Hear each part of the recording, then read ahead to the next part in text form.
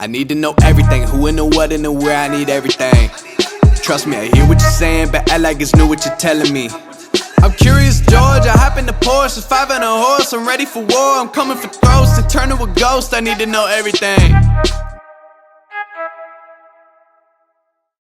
That they're not real relationships, that it's all about the sex, that polyamorous people are greedy, they can't make up their minds, they want it all, and that we're filling voids with people. So like you're never gonna get enough. That's why you want all other people. You muted yourself again. You know, it ain't a real Zoom party until you talk while you muted. So it's party now.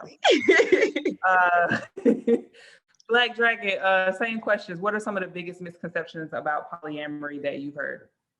Ray hit him on the nail, you know what I mean? Like, all about sex. This is a way to cheat without cheating. Especially being bi, you know, they'll say, oh, you're just wanting everybody all the time. And I'm just like, I'm actually quite picky, but okay, go off.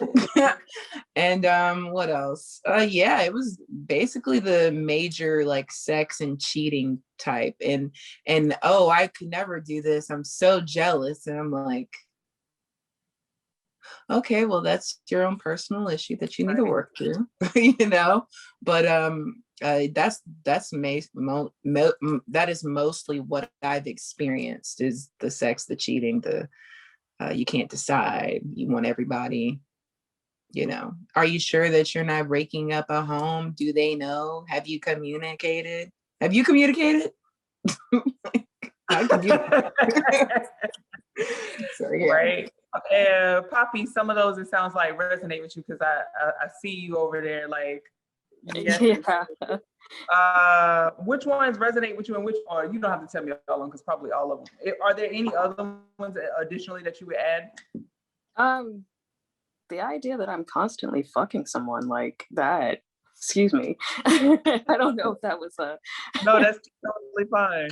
Okay, so the idea that I'm constantly in bed with people, and no, I'm, you know, like Black Dragon was saying, very picky about who it is that I share my body with.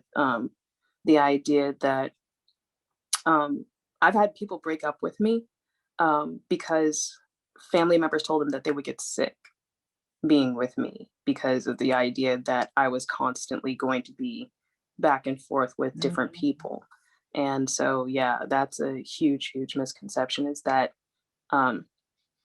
there's a lot of sex that happens. And no, a lot of polyamorous dynamics have varied connections.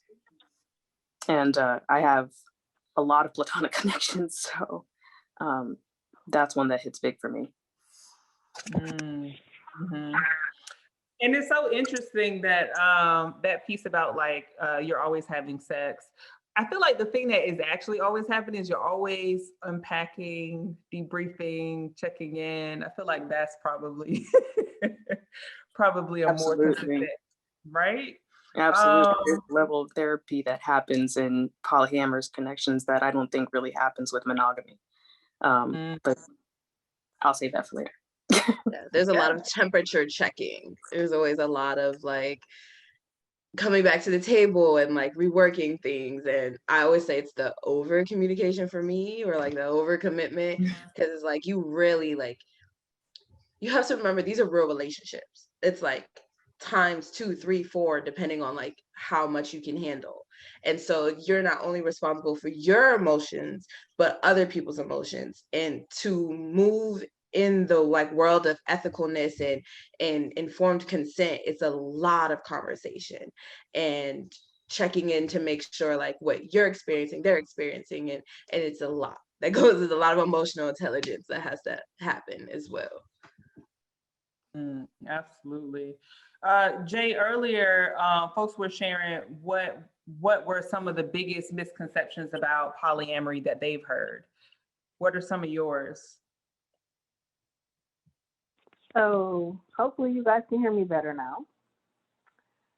Great. I joined with my phone. I think some of the biggest misconceptions that I've heard of is I'm selfish or I'm only doing this for sex. And I didn't hear what other people's responses were because it just got in. But oddly, I've had less sex as a polyamorous woman than when I was monogamous. So that is a really big misconception, along with the fact that there are, asexual people or people who are on the asexual spectrum that are polyamorous. I'm on the A spectrum as well. I'm demisexual. So sex really isn't a big thing for me, even though I like it with certain people when I get that connection. So it's definitely not a big thing for me, and that's a big misconception that it's all about sex. Yeah, people put that physical labor, but they don't talk really about the emotional and mental labor of managing multiple relationships. With all of these misconceptions, Black Dragon, how do you date? How do you interact with people and introduce yourself in that space? So dating seems like I'm running a race, and it's like the ones that they pass batons to, and it's just like, oh, all right. It's like, oh no, this isn't my stop. This is somebody. Okay, this isn't the person. Oh, you're not with. Oh, okay, never mind. All right. So when it comes down to like telling, whoever I'm dating, like I go out straight out the gate. I'm polyamorous. Is that okay with you? Is that okay? That's not okay. Like, and then most of the time that people are not familiar with polyamory, I have to explain exactly what that is to me, and then find out what their ideal dynamic would be. And so it's a lot of explanation, it's a lot of understanding and communication. Sometimes I can like weed out a lot of people when they're just like, yeah, I've always wanted to have sex with like multiple people. That's not what I'm on, sweetie. That's not what I'm on. If you want to go, nobody's stopping you. Like, go out there. Mm-hmm. Not here, but out there. And so for me, I usually try to find other people who have identified as being polyamorous, unless you're on like dating apps and things like that, where, I'll like put it in my bio, or, I'll talk to people and explain, like I mentioned, it's not the hardest thing to communicate, because I feel like polyamory has allowed me to communicate way more effectively and thoroughly than I've ever done in a relationship before, in like a monogamous type of relationship before. Yeah, I always say your communication skills are trash until you enter the realm of polyamory, because it's based on like being clear and concise, and you have to define everything, and you have to give context, and you have to give context in the sense of like what it means to you. And so like the level of communication that goes into it, you don't typically find that in monogamy, because there's already an assumed assumption to what a relationship is, to what cheating is, to how things work. And over here, we I say we curate our own experiences. And so we define what that looks like to us as individuals for each individual. And so, yeah, you're so bad at communicating when you first enter into this role. You're not as good as you think you are. Right. I ended up. Go ahead. No, go ahead. Go and I was saying I ended up like I was talking to this one person, and I was like, all right, well, I'm polyamorous. So I want to, establish, a foundation before we bring in other people, and so they were like, yeah, it's fine. Like, you can pick the girl. And I'm just like, you just missed all the points that I said earlier about what it means to me to be the polyamorous. And you went straight to, I'm bi, I want another girl. Like, you just missed everything.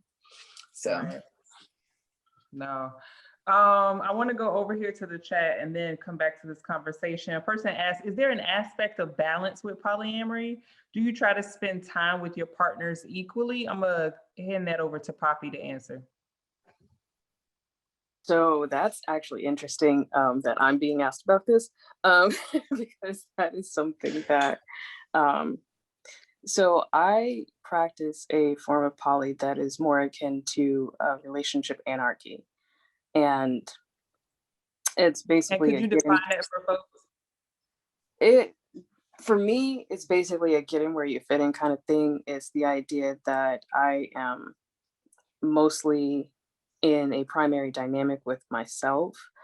Um, I give a good amount of time to myself. And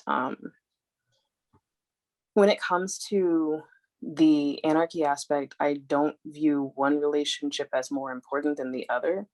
Although I really don't think that there is a way to be equal as far as the time that you spend with certain partners. I think that when it comes to spending time with partners, it's necessary to give them what they need. And if you can't meet them at the level, if you can't meet them at their level, then it's really not worth being with that person because you're not really going to be serving a purpose. So for me, I make sure to ask them, clearly communicate, what it is that, they need, how it is that they see me filling that space for them, and just letting them know, hey, I may not be able to spend as much time with you as you're needing. Is that something that you would be okay with? And yeah, that's usually how I work with that. There's really no way to give partners equal time because not everybody needs the same thing. Yeah, that's a interesting statement in and of itself. I want to say hi to the folks who are watching. This is the Counter Narrative Show. So I want to say hi, Chimera. Hi, Elroy. Hi, Chris. Natea, Dejanay, Ray, Tasha. Tasha says, I think it depends on the dynamics of each relationship. So with that, it sounds like it's largely a new concept. You end up having to explain it to folks, right? Or it's a newer concept in some communities, let's say that, because I shared with Ray earlier how I was talking to a friend of mine, and I won't say her name because I don't want her to feel uncomfortable or embarrassed about saying this. And I told her about the show topic, Black and Polyamorous, and she was like, Black people do that? So tell me, have you experienced a sort of coming out with being polyamorous? And also, what is that conversation like? If anyone can answer that wants to. There is a thing of like coming out as polyamorous, right? Because it's considered like an other identity, and the assumed way to practice love is monogamy. So anytime you don't do anything that's that, you have to like come out. And really the basis of that is like, does your family know? Do your friends know? Like, do the people important to you know, or are you kind of like in the shadows being a secret squirrel with it, in the sense of that? I didn't really come out. I'm like the hippy dippy. I do everything so different. So when I tell my family about things, they're like, "Oh yeah, you always on some other shit." It was just like, sun's out. It's Monday. What else are you doing with your life? Like nothing surprising. But for other people, it definitely is a little harder. Especially those who are maybe like in traditional marriages, have kids. They come from like religious families and backgrounds. Like being polyamorous definitely has more weight to it, and maybe even something to like lose, quote unquote, to it. Yeah, just depends on who you are. I saw some other folks nodding their head yes. Have you want to share your experience around that topic of just like sharing with a new person that you're polyamorous? So for me, You can go. Papa, did you want to go? Yeah. Good. So for me, I didn't actually really come out. I'm really, really out about my sexuality on social media and polyamory. The only people that I actually probably came out to, quote unquote, were my children. And they're adults now, and they're just like, okay, what else is new? Like they know my sexuality. They know, I have partners across the country, and it's not a really big deal for them. I have told a couple of my family members, but they're just like, whatever.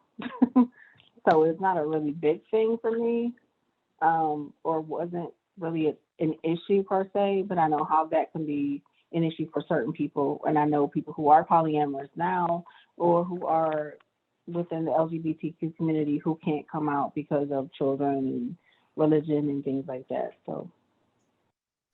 How are other folks who are parents? Are either of you parents? And if you are, how do you navigate that conversation and that dynamic with your children? For me, I definitely, to answer the previous question about the coming out, yeah, I think for me, it was definitely a little bit more textured because I was involved in a marriage and coming out to my partner. That was really difficult. That was really difficult because we were in a monogamous dynamic for so long. And coming out to them at that time, not really having words for what it was that I was feeling, but knowing that it was more than just the idea of, okay, let's bring a third person in kind of idea. It was the, no, this is really where I feel most at home. So that was a pretty difficult thing because it was kind of construed initially as the idea of, oh, so you're wanting a girlfriend, and it's like, more than that. It's just, where I am. And so when that happened and leading into what it was that you just asked, it was the idea of being honest with not only myself, but my partner, being honest with my children, that, it's not that I feel any differently about, about their father. It was the idea that, okay, this is, the opening up. This is the idea of sharing, space with more people, being more loving, more caring, having more friends around, people that I enjoy spending time with, and that it was not going to change the structure of our family. So that was, it actually went over a lot better than I thought it would. Kids are very understanding if you really just, present it to them in, proper context. And so they were okay with it. They understood it. They were like, oh, okay, that's your friend. Okay, you really like your friend? Okay. And that was pretty much it. And so kids are definitely a lot more understanding than given credit for.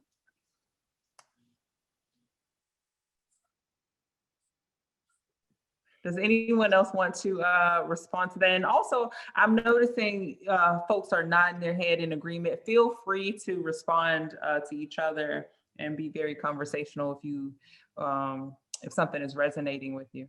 But does anyone else want to respond to that? Like, if you're a parent, and if so, how are you navigating that space with your children? I'm not a parent, but I wanted to add that children understand the concept of parents loving other people because step parents exist. And because sometimes their parents aren't actually married and their parents have other significant others.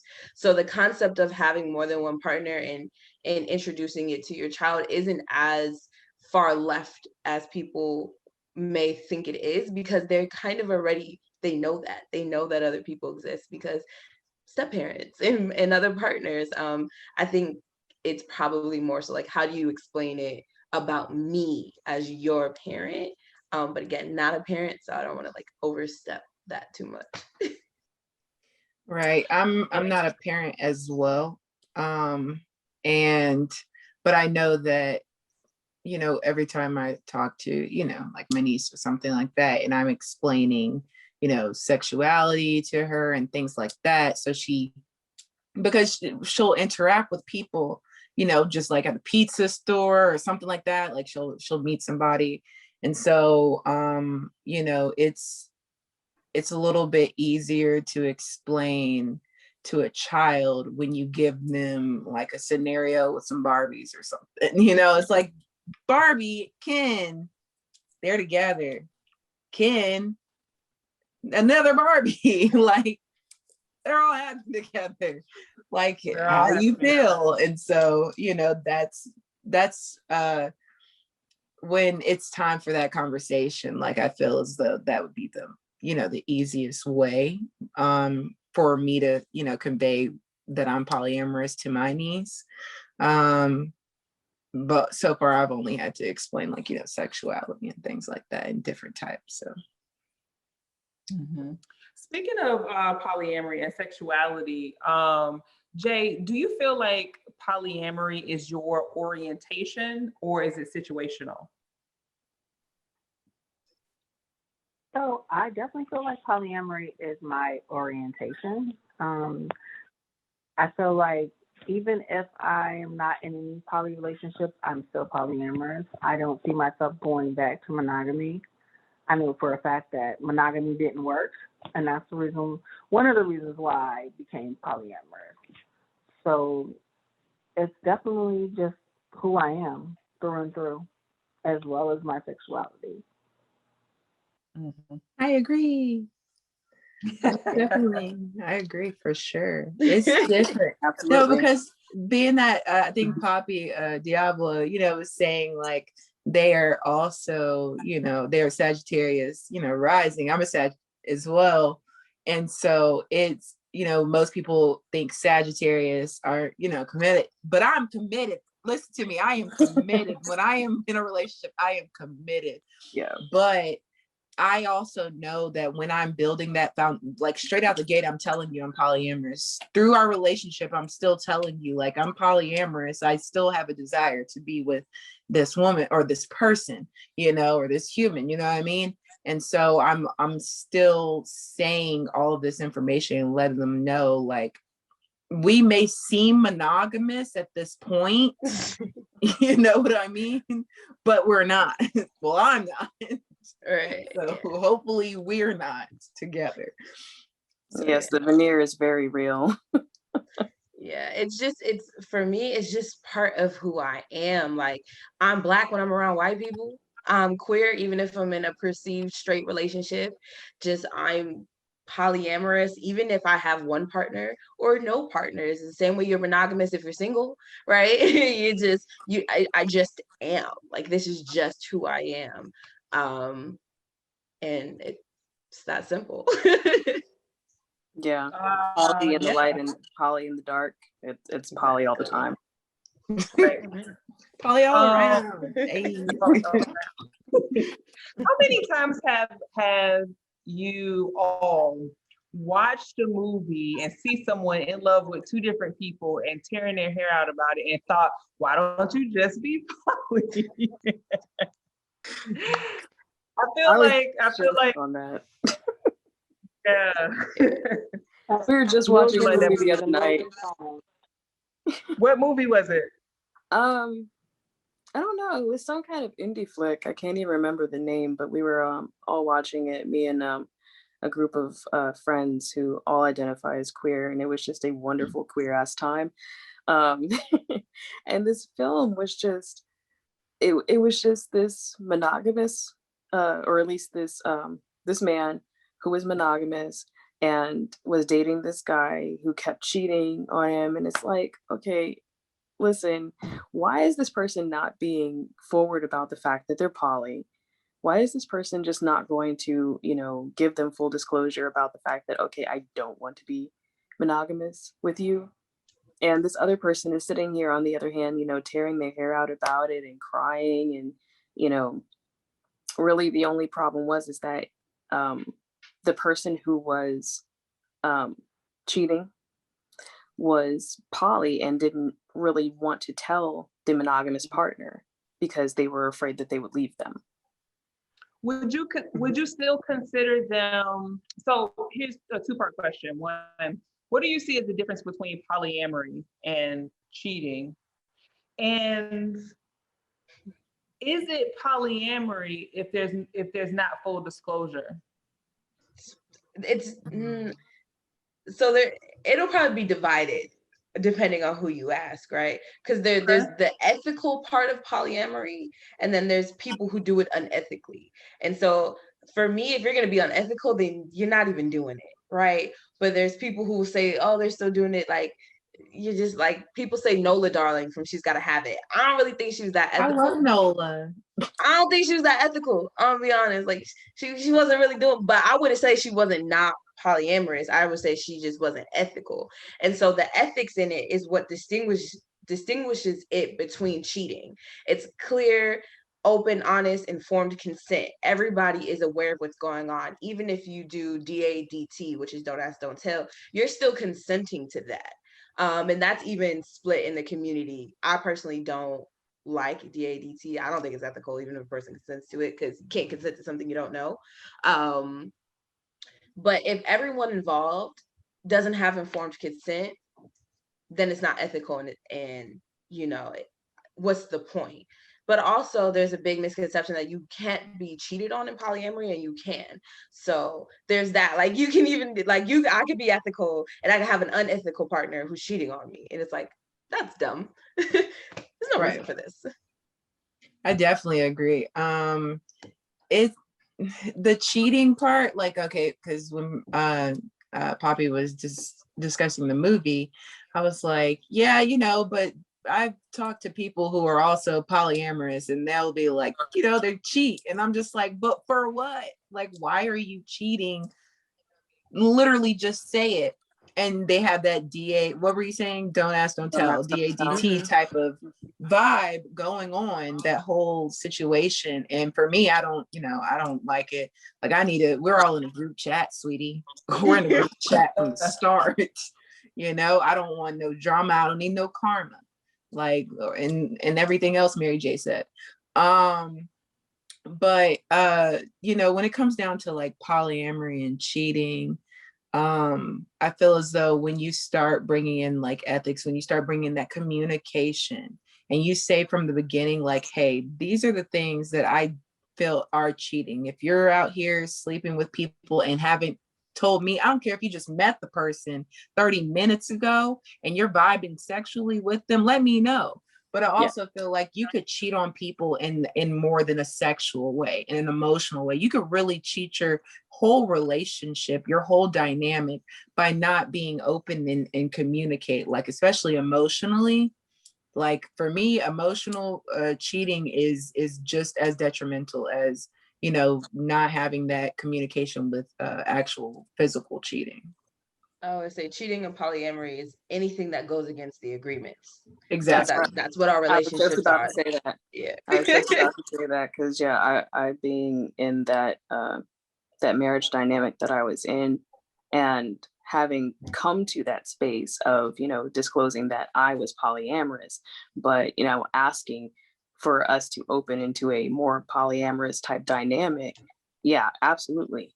Absolutely. There is definitely cheating that can happen in a polyamorous dynamic.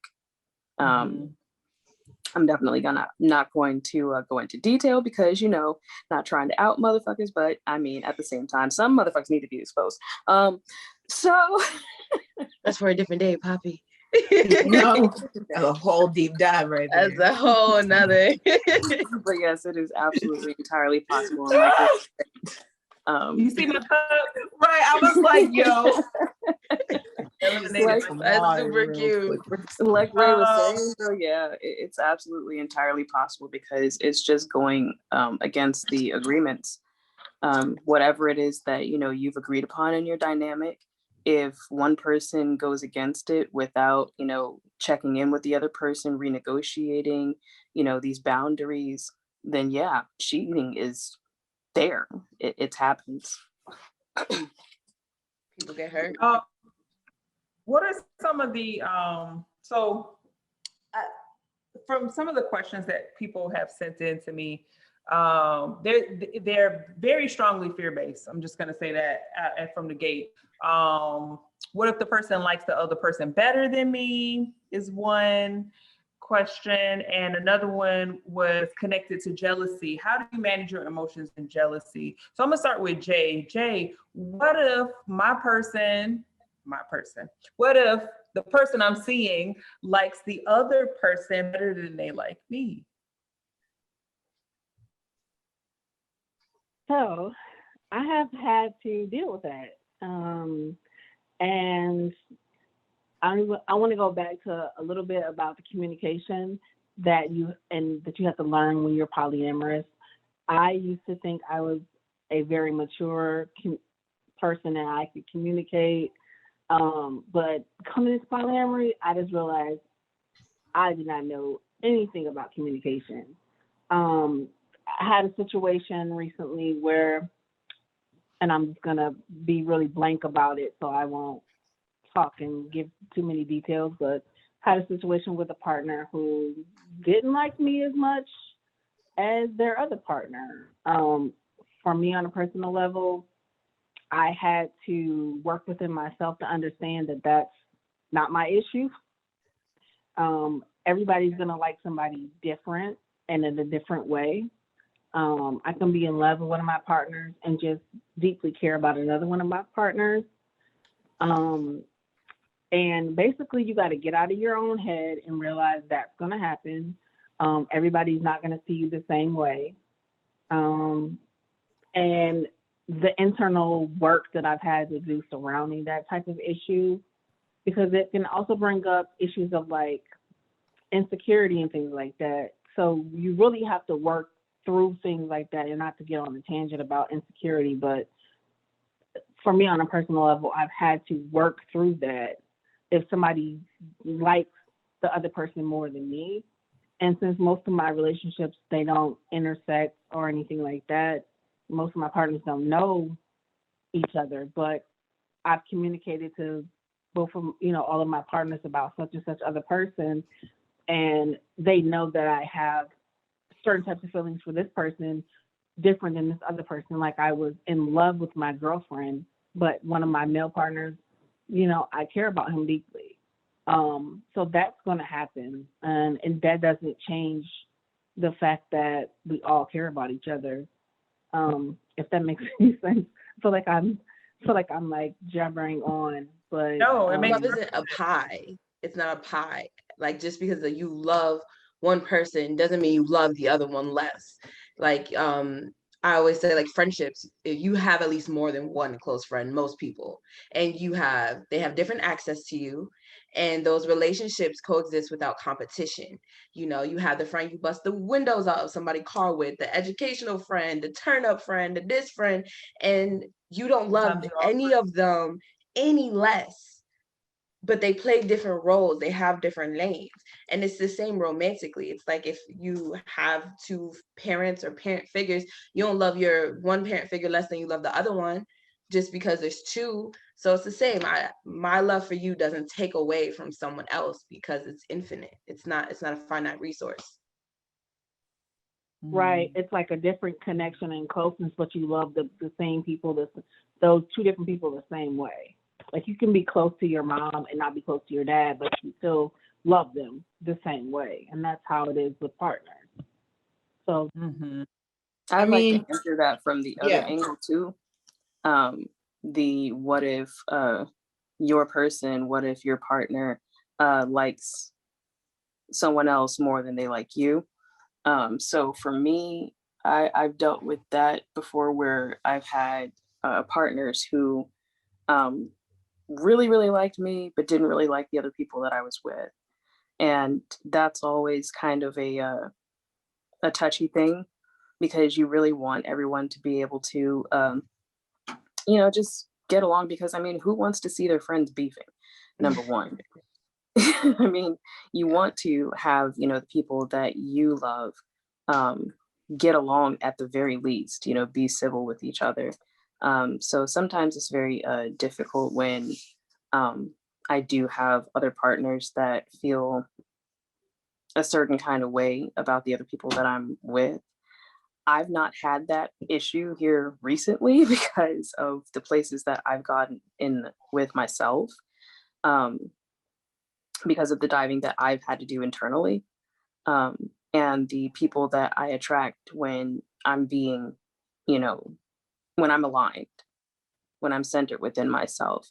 And so I don't have that issue so much anymore, but I know that during that period of time where I was experiencing that, it was definitely a place where I was still kind of like push and pull, figuring out things for myself. So definitely knowing yourself is a great way to attract people that are more well aligned and going to get along with each other. Mhm. Yeah. Oh, yeah. No, no. At the start of it, we folks shared a lot of different terms, and in talking with Ray earlier off camera, uh, we were just sharing how there's a lot of terminology, and not that these dynamics don't exist elsewhere. We've just developed terminology so that we could be really more clear, like more exacting with our language, with what we mean when we say things. But it could be a lot, right? It's like vocabulary soup.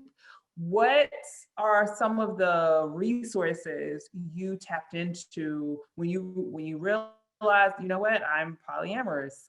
What are some of the resources that you tapped into to get more informed on that and to kind of explore that? I will start with Ray, since I brought you up. So the first thing I did was try to find groups on Facebook. So I'm in like 11 different Facebook groups. And then from there, the groups, depending on how they're run, they have information. They have links to books, to documents, to PDFs, to essays. And then you also get to just get that hands-on information from being like immersed into the community, the posts, how people respond, what they say, how they think, grain of salt, all of it. Then you go into like reading. I recently was given a Google Doc list of polyamorous resources that I will give to anyone. If you hit me up in my DM, hey, can I get the Google Doc? I'll send it to you. I haven't gone through all of it, so use it to your own thing. But just learning, researching, finding your community, and kind of lurking a little bit in the Facebook groups and the Instagram groups, and reading the posts, reading all of that is really the best way to kind of figure out what you want to do and where you want to go with it. And I just want to double back briefly because you mentioned jealousy. I think the difference for jealousy for polyamorous people, and I'll mainly speak for me, is we embrace it.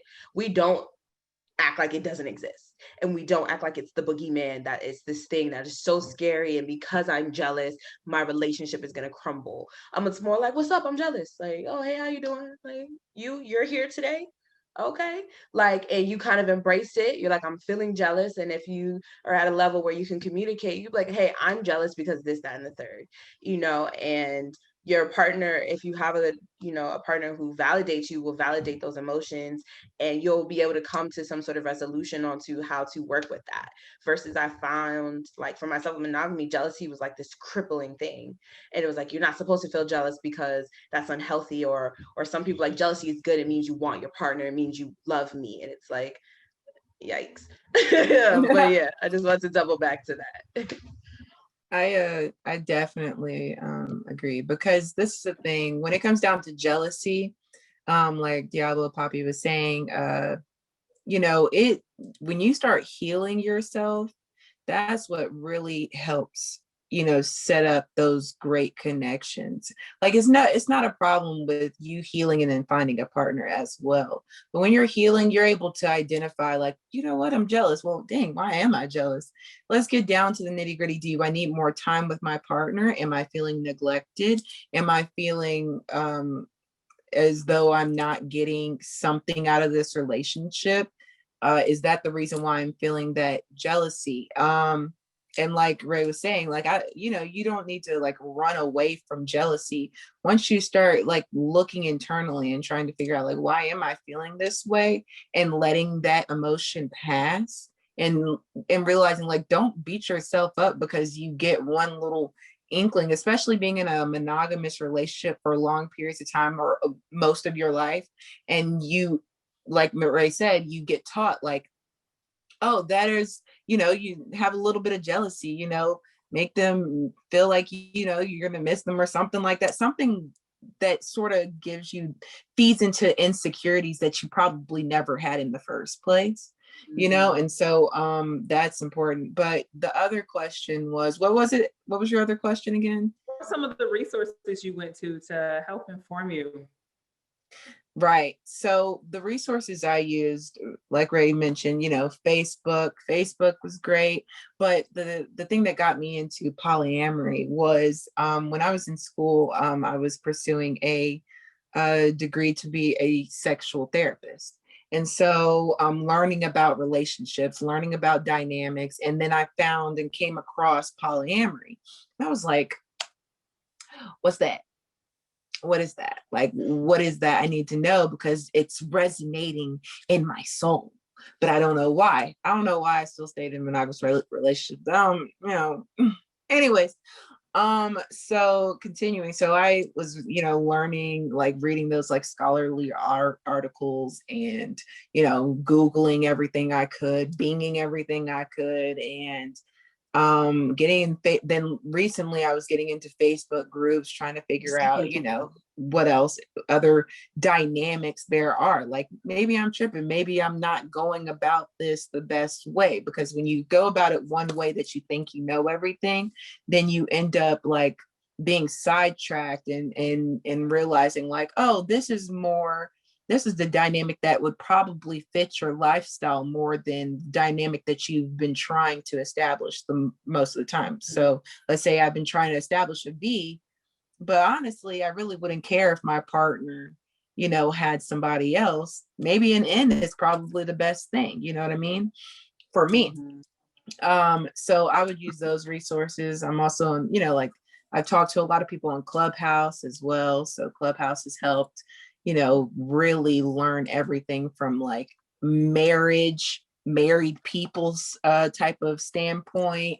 Like it's a book of information from people's actual perspectives and experiences. So that's the resources I use. Awesome. Thank you for sharing that. I came into it on a more spiritual track.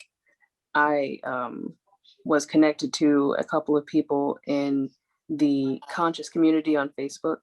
And I'm putting that in air quotes because, you know, consciousness is its own conversation.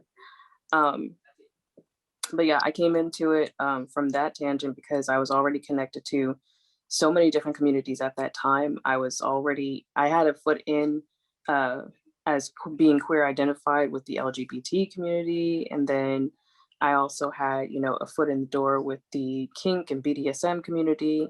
So I was already at the intersection of a few different things, and all of these things intersect in a lot of ways.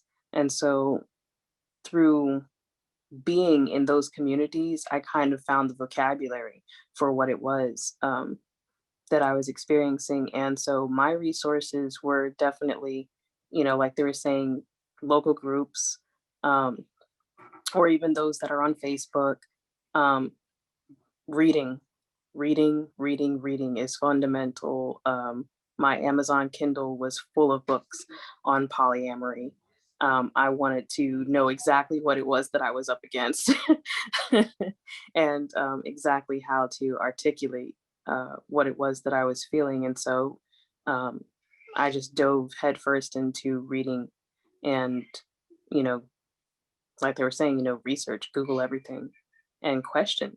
Don't be afraid to question. That's, I think, the biggest part of it is that a lot of people are afraid to question these feelings and they bury them, they stuff them. So question.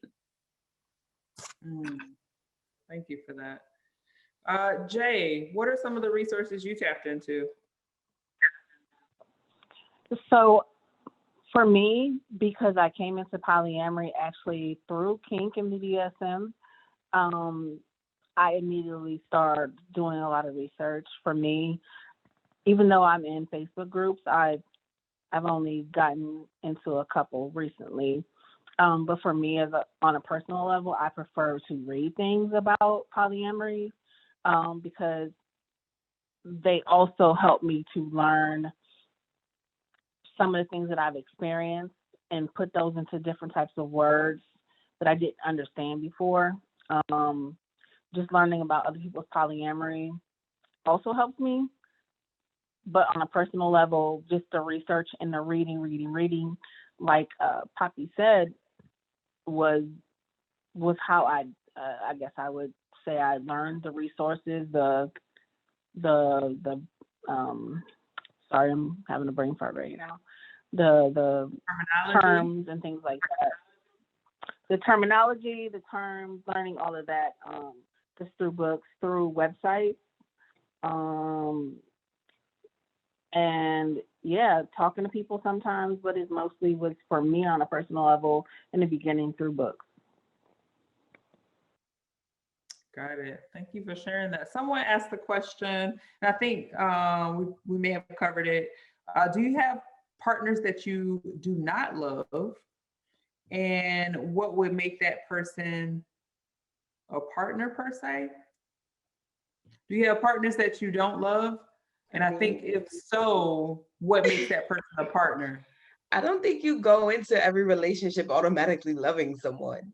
At least I know I don't. Sometimes I just like you. I like looking at you. I like talking to you. And from there, we decide if we want to be in a romantic relationship. We make that agreement. So yeah, I would say for myself, there's definitely partners that I've had that I don't love, or I guess I'm understanding the context of love, like in love with, that I'm not in love with, but I care for, so I have love for them.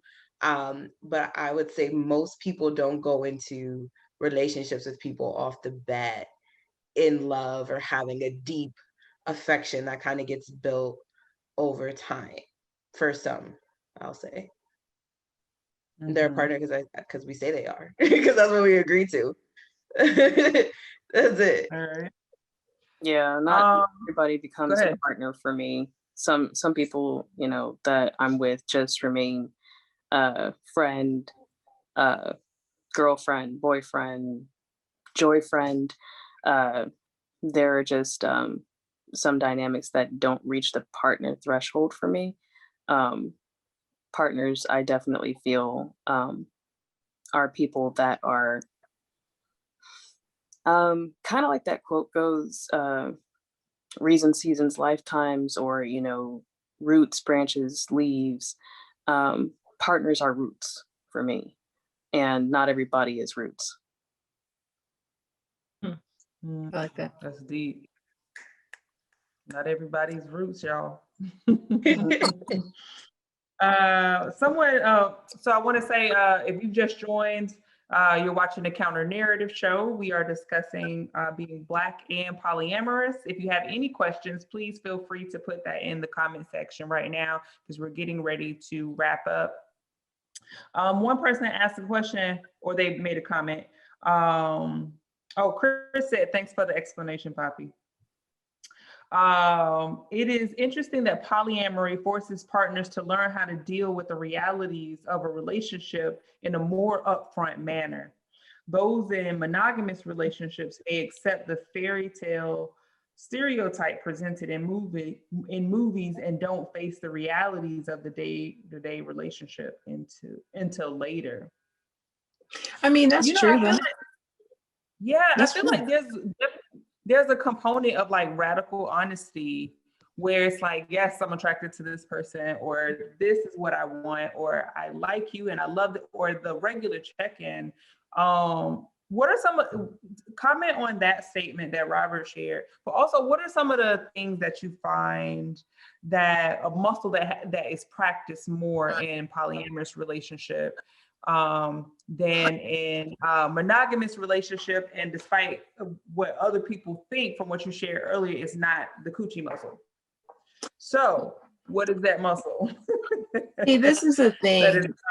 When it comes down to like that radical honesty, I honestly feel like it comes down to the partner that you choose. You know, at the end of the day, if you're choosing somebody, even in a monogamous relationship, if you're choosing somebody that's not being honest with you, you have to really find out, like, why are you choosing that person that's, you know, dishonest? Why are you still in a relationship with this person that's dishonest?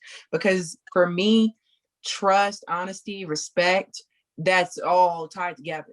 Like it has to be all tied together. So when we get in a partnership or a relationship, then we have already communicated that there's no need for a lie. So even in like a monogamous relationship, I had very honest partners to the point where they were like, yeah, you know, like, also my intuition was off the chart. So I could really, you know some things before I knew some things, but we're not gonna get into that.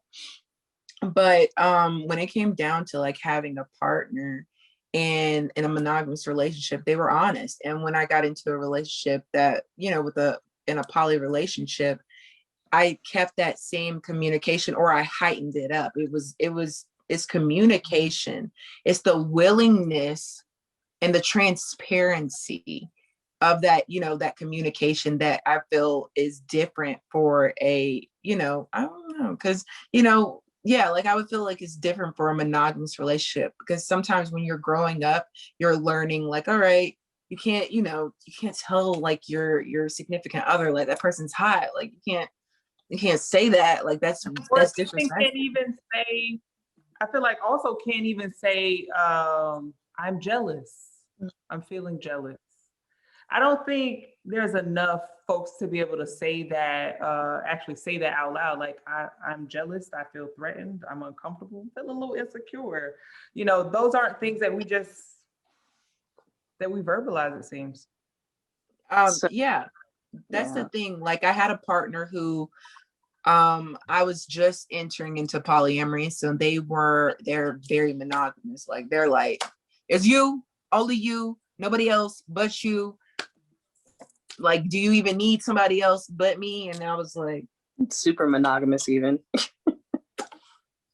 You know, This is scary now. Possessive. Okay, I need you to relax. But they were not with the polyamorous lifestyle. It didn't matter how much I communicated. It was just something that they weren't comfortable with, regardless if they had jealousy issues, possessive issues, trust issues. If they were completely comfortable in who they are, they just didn't like the fact, I think it was honestly possessiveness. Like they didn't like the fact that I was able to love other people, regardless of the dynamic that I chose, you know, with that person. I could have had a platonic ass relationship with this person and love them, you know, extremely. And that person was like, yeah, no, I can't, I wouldn't be able to deal with that. Like, I need all of it. I'm just like, this is a bottle. Like, am I pouring in all of my energy to you? You know? So that's my experience. Ditto on the possessive factor of some people. Yeah. I always say that non-monogamy, polyamory, relationship anarchy, all of these different things are pretty much the fast track to relating when it comes to relationships, because it forces you to be out front with a lot of things in a enlightening speed compared to most monogamous dynamics. But a muscle that I've had to exercise and well is boundaries. Like boundaries are lifeblood to successful polyamorous relationships. You have to have very clear and very firm grip on your boundaries. And if you don't, then no, it turns into a toxic, codependent soup mess really quickly. And that's not healthy poly at all. Yeah. And I will say that like you're forced to exercise communication because of all the moving pieces. And I will say that for me in monogamy, it was always this understanding that like my partner should just know. You should just know I'm angry. You should just know how to love me. You should just know I chose you. You're my partner. We doing this. Because like you said, the movie, the fairy tale, they kind of just like, oh, you're my perfect person and you just fit me. And that's not real. Like you have to teach a person how to deal with you. And so that is something that has continued to be my ongoing thing that I'm working and on, because I remember I had a partner, I would in the bed and just be like, oh, I can't sleep, and they would just be like, you good? I'd be like, yeah, I'm good. It'd be like, then like an hour go by, I'm like, so you're not gonna ask me what's wrong? And like, you think I'm just supposed to just know? I'm like, but and they're like, if you don't tell me, I don't know. And I'm like, oh, I'm like, all right, but you ain't gotta raise your voice. Like, you ain't gotta be loud. Like, you could be right and quiet, you know? So it's like this idea, like, you have to communicate, because I literally don't know. And if I'm dealing with 1, 2, 3, 4 people, you are different from them, from them, from them. So if you are upset at something and you walk around huffing and puffing, I'm gonna ask you, is there anything you need? Like, what's up? I'm gonna check in with you. But if you tell me you're fine, I'm not reading between the lines no more, then you're fine. And so what it does is it forces you to kind of have to be humble and be like, okay, I'm not fine. And I've learned that the conversations are always worse in your head. I've definitely been able to like go to partners and be like, you hurt my feelings, you didn't prioritize me, and I'm upset. Or even like, I could be like, you're manipulative, like that's what you are. And like, I wouldn't be able to say that to someone in my monogamous relationships without it being like a fight, like, oh, now your name and all of this. But like, I have relationships where I can say words and they know what they mean, and we can just have conversations, and it's beautiful. So I always tell people, even if you like look into monogamy, you try it and you don't stay, you'll never monogamy the same. Like, it'll have a whole higher standard anyways. But like, you have to communicate or nothing will get done. I feel like there's so many advantages to being non-normative, because there's not a lot assumed. I feel like in queer relationships, and especially with folks who are pansexual, there's just a lot more communication about sex, about boundaries, about soft boundaries, hard boundaries, what places you like to be touched, what places you don't like to be touched. You know, there's just a lot more conversation, I feel like, when you're non-normative, because everything is just assumed. You create your own experience. Right. All right. You guys have been great. I could keep you guys for longer, but before I let you go, I'm sure 2 things I want you to tell me as we close out. One, people who are like, you know what, I think I'm polyamorous and I want to explore this. Give them a resource, whether that's a Facebook group, a book, or whatever. Give them a resource. And also, you're welcome, Natea. Natea said, thank you for this. Also, in addition to giving them a resource, let them know where they could find, follow, tweet, or whatever, or stalk you in a non-stalkerish sort of way on the webs. On the web. So I'm going to start with Jay. Jay, give folks a resource for polyamory. Let them know where they can find you on the webs. So one of my resources that I like to give people is More Than Two, morethan2.com, and the book.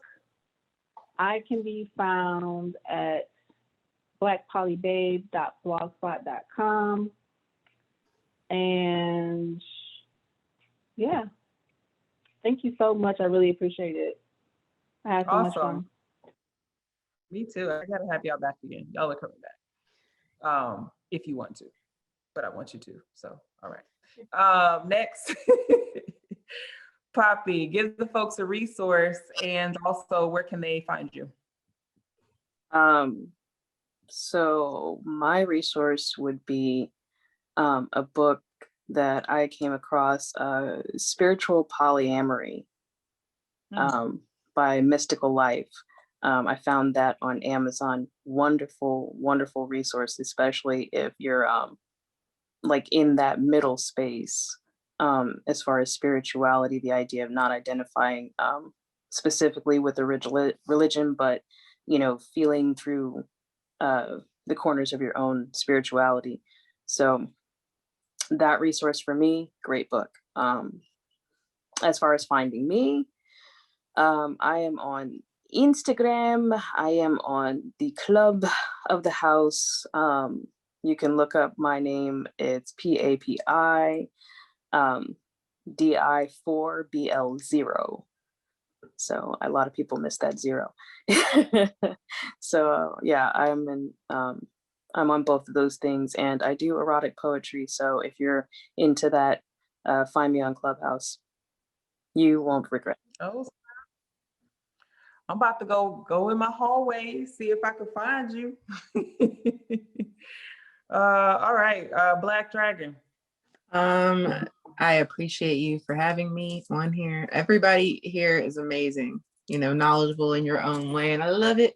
A resource, I say 2 resources. The first resource is your own self, your own intuition. Trust who you are. And yes, some things are going to be like nervous. You're going to be like, wait, this doesn't go with, you know, how I was raised. This isn't something that's normal for other people, but you're on this live and you see that there are people who are living this lifestyle, you know, who are living this way. And so it's possible, and you'll have support when you go out and, you know, check like Clubhouse, which is the second resource that I say. I love Clubhouse. It's amazing. You get to find out all the different perspectives. Here's some juicy stories, you know what I mean? Like sipping tea, water, coffee, everything else.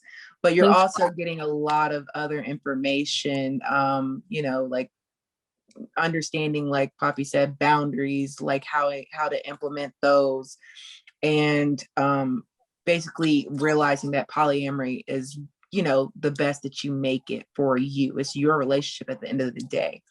Everybody can find me on Instagram or Twitter under Black Dragon, BLXCKDRXGXN. So all the vowels are changed to X, which also goes with my business. You know, I have a business which is CBD Intimate Products. So you can check out my page for more information about that. So yeah. You gonna say your page? My page is Black Dragon Organics, and it's spelled like actually Black Dragon Organics with 1 X. And yeah, they're all natural, all organic CBD intimate products. You can check out the website, all that information. I can come back on here. We can have that conversation. You know what I mean? We can have it. You should come back. Writing it down. You know, so I appreciate having me on here and everybody on here. Thank you. Yeah, I appreciate having you. Next month is Minding Her Business, and it's Black women entrepreneurs. Hey. Ray. Yes. Hi. They got all the good resources. I guess I'll go with the Holy Grail staple ethical slut.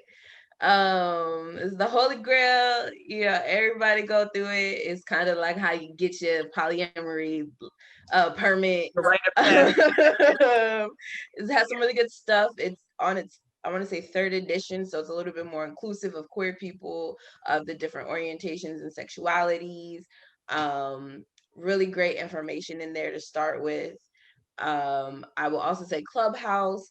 I have they call it a greenhouse. Did y'all know that? That's what they call the clubs. They call them greenhouses. I have a greenhouse. It's called Poly Love Style. So poly_love_style. It is currently the biggest polyamorous greenhouse. We have almost 4,000 members. So you can literally just come and find community. There's several other groups on there. I know a good Facebook resource, the biggest Facebook resource for just exposure to Black people is Black Poly Nation. They have over 30,000 people in there. I am also a New York City event rep for them, and they also have a clubhouse under the same name.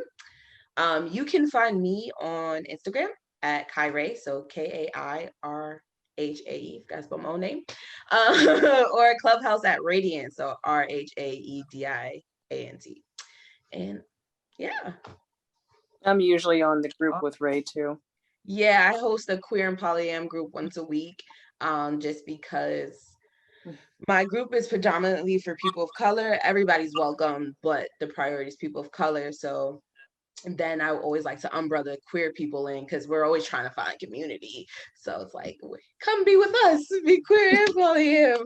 Come hang out. Let's be friends. And it's so many intersections, right? Black, Yeah. queer, poly, so many intersections.